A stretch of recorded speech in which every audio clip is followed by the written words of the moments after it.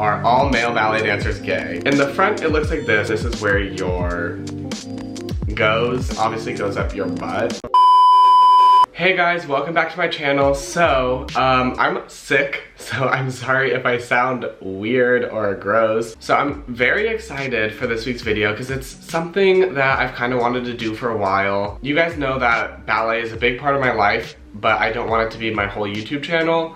But today I'm doing a ballet video anyways. So on my Instagram story, I asked for you guys to write any questions you have for a male ballet dancer or any like stereotypes that you want me to kind of debunk or say that it's kind of true. So in this video, I'm going to tell you the truth about being a male ballet dancer, and I hope you learned something from this. Follow me on Instagram if you want to see my life and more ballet pictures and stuff. So how this video is going to be laid out basically is I created a few different topics that were like kind of the most asked questions or anything like that, and I'm going to talk about those in depth, and then I'm going to go maybe at the end and go look at more like specific questions that I want to answer, maybe just a few. But before we do that, I want to kind of give you guys a general idea of the ballet world and how men play a role in the actual ballet world. In ballet, there are these ballets that were created a long time ago. So these are like Swan Lake, Sleeping Beauty, and there's like the classics. Then there's obviously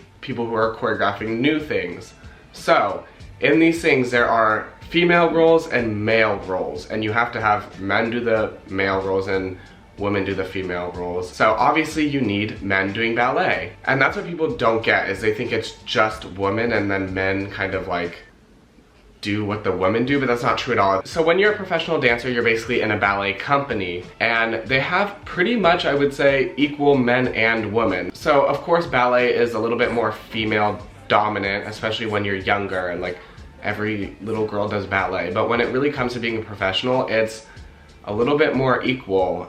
There's definitely a lot of men in ballet companies and a lot of women, and I would say it's about even, maybe a little bit more women. So I just wanted to clear that up because I think some people think that women play a way bigger role in ballet than men, which is not necessarily true at all. So the next thing I wanted to talk about really quick was my story of doing ballet. So I first started dancing when I was 10, and I barely did any ballet, and then slowly I started to do more ballet, and then I hated it at first though. I hated ballet at first. It was my least favorite. But then slowly I started to enjoy it. And then by the time I was 15, I decided that ballet was what I wanted to do. I did a competition, a big ballet competition called Youth American Grand Prix, and basically people go and they scout you there for their big schools. So at 15, I moved to Houston, Texas from LA, which is home, and I trained in Houston for 2 years, and then after those 2 years I decided I wanted something, I don't know, just a change. I decided to move to Germany, which is where I am now, and I study at the John Cranko School. It's one of the best ballet schools in the world, and yeah, I'm about to graduate, and then next year I will be joining a company, which I can't say yet, but hopefully in like the next 2 months I'll be able to tell you guys what company I will be joining. So I just kind of wanted to give my story for those of you who are new and you don't really know. Okay, so now we're gonna get into the actual topics. So I selected 6 topics. Basically these were kind of the most asked questions. So the first topic is bullying. So many people asked, do all male ballet dancers get bullied when they're younger? Did I get bullied when I was younger? And I would say, unfortunately, pretty much every male ballet dancer gets bullied when they're a kid. I don't think I've met very many who haven't. I was bullied for dancing and, you know, doing ballet and all that stuff. One thing I will say is, of course, it's not great to be bullied, but it builds character. So if you're a male ballet dancer and you're younger and you're getting bullied, just know that this will make you a lot stronger in the future. I know that is kind of like a shitty thing to say, but it's true. You will be stronger, and I'm kind of glad I got bullied because it just made me who I am today. So, the most asked question is, are all male ballet dancers gay? So, this is the biggest stereotype, and it is not true at all. I would say it's probably close to 50-50, and I know people are like, what? And all this stuff. But what people don't realize is, ballet is quite masculine for men. These roles you're doing in ballet are you're playing these very macho characters oftentimes. So for instance, in class, there is a male ballet class and a female ballet class, and these obviously have a lot of similarities, but they're also very different.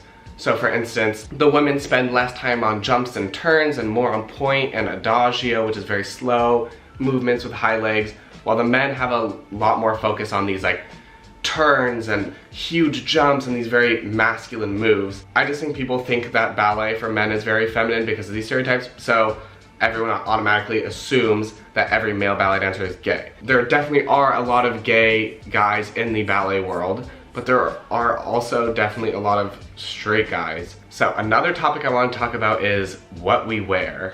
So, a lot of people wanted to know about what we wear under our tights. I'm going to be showing you what we wear. So obviously in ballet you have to wear very form-fitted clothes because you need to see your body and you need to see the movements and everything. So people wonder, how do you deal with your junk? If you know what I mean. So what we wear under our tights is something called a dance belt, a Susie, some people call it a jock strap, like there's a lot of different names for it.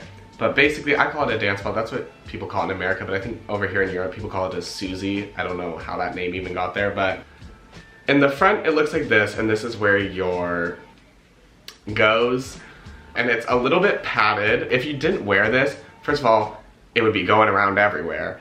And second of all, it would look really strange and you'd very visibly see it. But this kind of, you put it in here and it looks flat and round, it looks like clean line, and it definitely keeps it all in place so it's not uncomfortable. Then in the back is like basically a thong, not like as thin as a thong, and then this obviously goes up your butt. Now everyone probably thinks this is so uncomfortable, and I will say, like, at first when I was younger wearing it, it was definitely something to get used to. But actually, like, now it doesn't even faze us. Like, it's just a dance belt. Like, it doesn't feel that weird having a thong up your butt, honestly. If you've had a long day at ballet, taking this thing off is one of the best feelings you will ever feel in your life. Just to show you kind of the rest, tights, obviously, the colors can vary depending on if you're on stage or, you know, if you're in a ballet school, obviously more solid colored tights. So we here at John Cranker wear black tights. And then for the shirts, I'm gonna show you guys two different kinds. So here with my teacher, he has us wear these white shirts that are cut off, and then we like have a belt band almost thing, and you roll it up so it's like a clean line, which I don't like this style so much.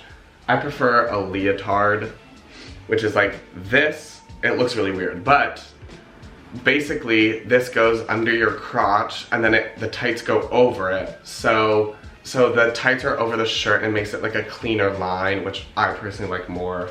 And you can wear your tights a little bit lower, which I think looks better. Then for these tights, they're not footed, so I wear socks, and then we wear ballet shoes, which is, this is another thing I wanted to talk about. Misconception that boys wear point shoes. Men in ballet don't wear point shoes. That's only for the women. We just wear normal, regular ballet flat shoes. They look like this. These are like old and like broken and everything. So the next topic is athleticism. Oftentimes, and this is just for ballet in general, not even just for men, but people oftentimes don't realize how athletic ballet is. It is athletic as any other sport, I promise you. But the only difference is we have to make it look nice. Like every other sport, you can muscle through it. It doesn't matter how you look.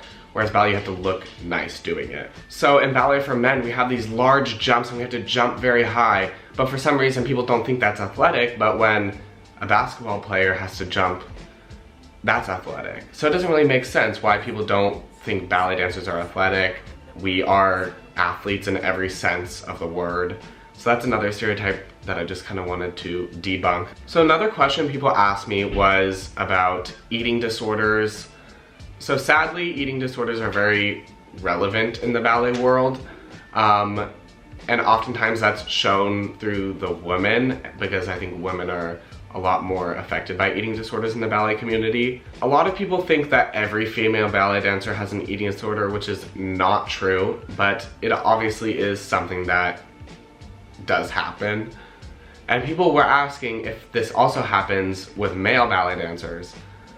And eating disorders, it's, you know, it's hard to say who has an eating disorder. It's not always so obvious. There are definitely male ballet dancers who have had eating disorders or who have eating disorders. I would say it's less than the girls, but that doesn't mean that men don't struggle with it. For me, I definitely have body dysmorphia issues, along with pretty much every other ballet dancer. I haven't met very many ballet dancers who don't have some sort of body dysmorphia issues. For me, it's never affected my eating, which I'm really grateful for. I've never had an eating disorder. So the last topic I wanted to talk about that was a very highly asked question was, do I think it's easier to become a male ballet dancer than a female ballet dancer? This is a little bit of a more complicated answer than just a yes or a no. So I think at first when you're starting off and you're in your little hometown and you're doing ballet, I of course think it's easier then because obviously there's not so many male dancers around you. You have less competition. So when I was younger, even in just like dance, like in general more than just ballet, I definitely think it was a little bit easier to get noticed because there's not so many boys doing it. But something that I hated when I was younger is all the dance moms would be like, oh, you just get this because you're a boy, or it's so much easier for you because you're a boy. But I was working just as hard as their daughters, if not harder, and I was doing better than their daughters. I know that sounds so annoying, but like, it just infuriated me because it was like, oh, you're a boy, you're a boy. I felt like all my accomplishments were dismissed because I was a boy. And then once you go to these professional schools, I think it's pretty even. So once you get into these professional schools, you have boys from all around the world and they're the best from where they are. So it becomes a very competitive environment. And I'd say, especially here at the John Cranko School, John Cranko is known for producing male ballet dancers. So the men here, like the boys who I'm training with, are like really, really good. So I think once you get to a certain level, it's quite equal to the girls how hard it is. So yeah, I would say at first it is a little bit easier to get like a start, but once you're in these very professional environments, it's very equal. So I was gonna do some extra questions at the end, but this video is actually running quite long. So if you guys want to see another video about this, I'd be really open to doing another video because I actually think this was really cool and fun. So you guys can comment more questions down below, and yeah, let me know if you want to see another one of these. My Instagram is here, follow me. You can see more dance pictures and whatever. So I hope you guys enjoyed the video. Like, subscribe, comment, and I will see you guys in next week's video. Ciao.